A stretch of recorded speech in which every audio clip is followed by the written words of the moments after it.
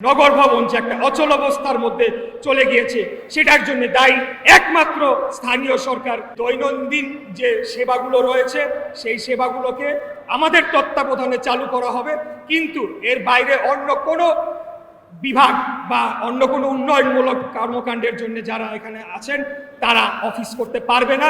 এখানে আপনারা যদি মনে করে থাকেন যে দেখি না কি হয়, ওরা কয়দিন করে এমনি এমনি আন্দোলন থেমে যাবে, তাহলে আপনারা বোকার স্বর্গে বাস করছেন, অত্যন্ত ভুল জায়গায় আপনারা রয়েছেন।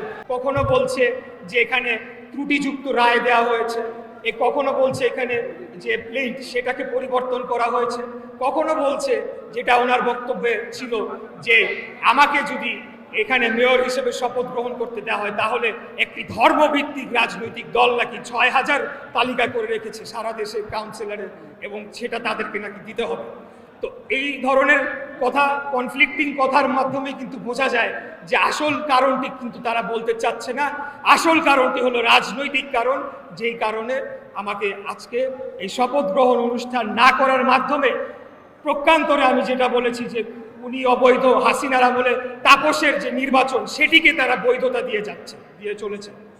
এর বাইরে আপনারা দেখেছেন আদালত, সর্বোচ্চ আদালত বলে দিয়েছে যে নির্বাচন কমিশন শপথের বিষয়ে সিদ্ধান্ত নেবে, কিন্তু আমরা দেখতে পেয়েছি এনসিপি নামক যে রাজনৈতিক দলটি নতুন তৈরি হয়েছে তার একটি বিপদগামী ক্ষুদ্র অংশ তারা নির্বাচন কমিশনের সামনে একটা মব তৈরি করে সেখানে একটা ভীতিকর পরিস্থিতি তৈরি করলো, এবং পরবর্তীতে আমরা দেখলাম যে নির্বাচন কমিশন এই বিষয়ে তারা আর কোনো সিদ্ধান্ত নিতে রাজি না।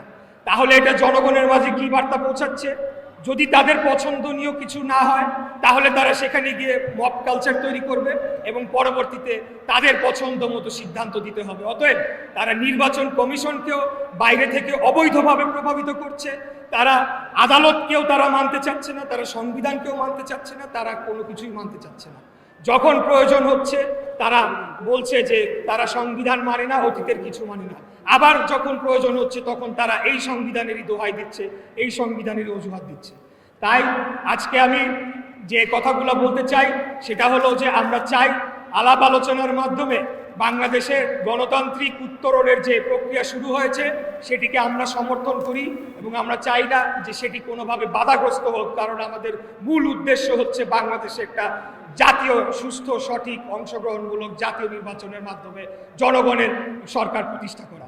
কিন্তু এই যে আমার যে ঢাকা দক্ষিণ সিটি কর্পোরেশনের যে রায় এবং সেটিকে যে পূর্ণাঙ্গভাবে কার্যকর করার জন্য যে বাধাগ্রস্ত করা হচ্ছে, এটার বিরুদ্ধে আমাদের যে আন্দোলন রয়েছে সেটি অবশ্যই অবশ্যই চলমান থাকবে।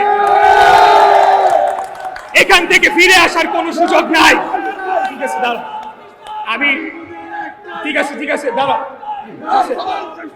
আমরা বারে বারে বিভিন্নভাবে সরকারের সাথে যোগাযোগ করেছি, বিভিন্নভাবে আন্দোলন করেছি, আপনাদের মিডিয়ার ভাইদের মাধ্যমে আমরা বক্তব্য রেখেছি, কিন্তু কোনোভাবেই সরকারকে কেন জানি বোঝানো যাচ্ছে না যে এই লড়াই আমরা হারার জন্য আসি নাই, এই লড়াই আমরা জেতার জন্য এসেছি। কারণ এখানে জনগণ ভোটে আমি সরাসরি নির্বাচিত হয়েছি, মানুষের গণতান্ত্রিক অধিকার রক্ষার জন্য আমরা লড়াই করছি। এই লড়াই থেকে আমরা কোনোভাবেই ফিরে আসার, পেছনে আসার কোনো সুযোগ নাই। তাই যত দ্রুত সম্ভব আমি সরকারকে আহ্বান জানাবো, মাননীয় প্রধান উপদেষ্টাকে আহ্বান জানাবো যে তিনি যাতে নিজে সরাসরি বিষয়টি তত্ত্বাবধান করেন, এবং এই সমস্যাটি যে আজকে তৈরি হয়েছে, নগর ভবন যে একটা অচল অবস্থার মধ্যে চলে গিয়েছে, সেটার জন্য দায়ী একমাত্র স্থানীয় সরকার, যে বর্তমান স্থানীয় সরকার মন্ত্রণালয়, তার উপদেষ্টা, তার সচিব এবং অন্যান্য কর্মকর্তারা যারা বাধা দিচ্ছে।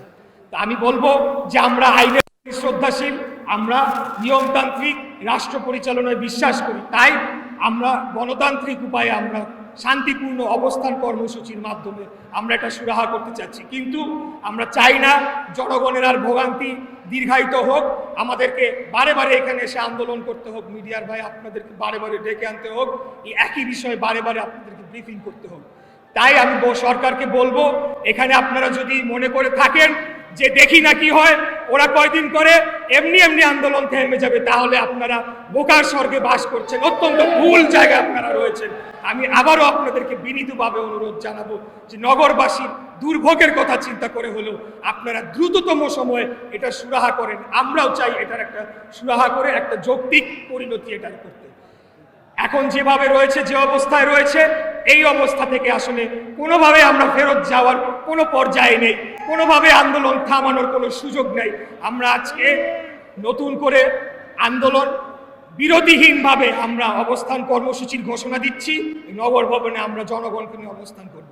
আজকে প্রথম দিন, আপনারা জানেন যে ঐতিহাসিক বৈঠক হয়েছে, ছুটির পরে প্রথম কার্যদিবস, তাই আমরা বেশি লোক সমাগম করে এখানে একটা এটা করতে চাই নাই। আমরা চেয়েছি যে সরকারের প্রতি আমরা আহ্বান জানাতে চাই যে আপনারা আদালতের, সর্বোচ্চ আদালতের, নির্বাচন কমিশনের এবং জনগণের রায়কে আপনারা সেটাকে কার্যকর করুন। এটা কি ধরনের উদাহরণ আপনারা রেখে যাচ্ছেন?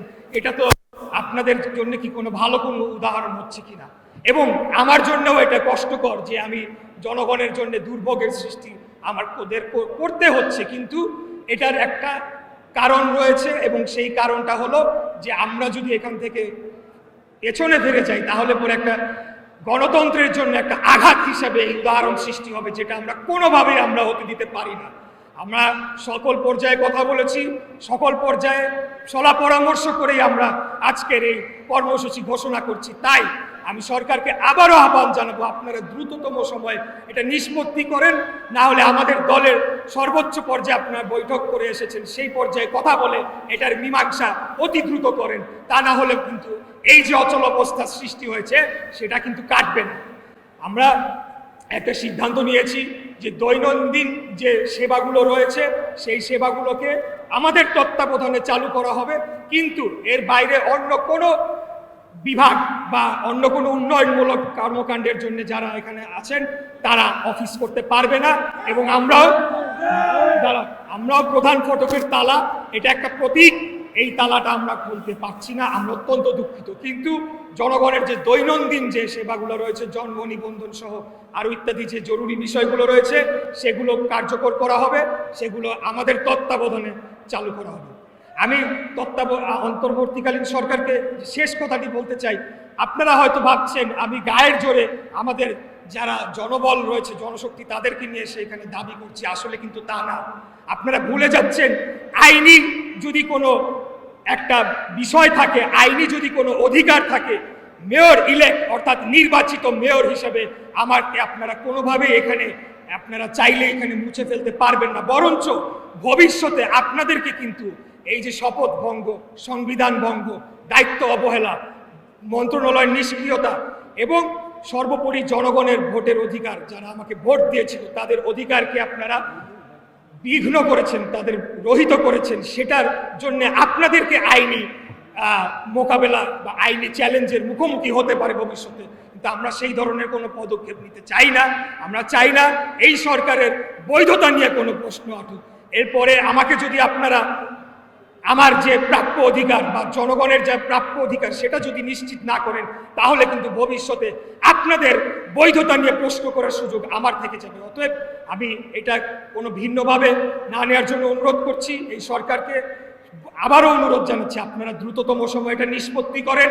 যেই সকল পর্যায়ে আপনাদের কথা বলা দরকার আপনারা কথা বলেন, কথা বলে আপনারা এই শপথ গ্রহণ অনুষ্ঠানটি দ্রুততম সময়ে কার্যকর করেন, তাহলে এই অচল অবস্থা কেটে যাবে এবং একটা সৌহার্দ্যপূর্ণ পরিবেশ তৈরি হবে, যেই পরিবেশে আমরা সকল গণতন্ত্রী মনা রাজনৈতিক দল একসাথে আমরা কাঁধে কাঁধ মিলিয়ে আমাদের মধ্যে যত মত পার্থক্যই থাকুক না কেন, আমরা একটা সুষ্ঠু, সঠিক, অবাধ, গ্রহণযোগ্য, অংশগ্রহণমূলক নির্বাচনের মাধ্যমে জনগণের কাছে রাষ্ট্র ক্ষমতা হস্তান্তর করব। সেই নির্বাচনে জনগণ যাকেই ভোট দিবে, যেই দলকে রাষ্ট্র ক্ষমতা আনবে, তারাই রাষ্ট্র পরিচালনা করবে।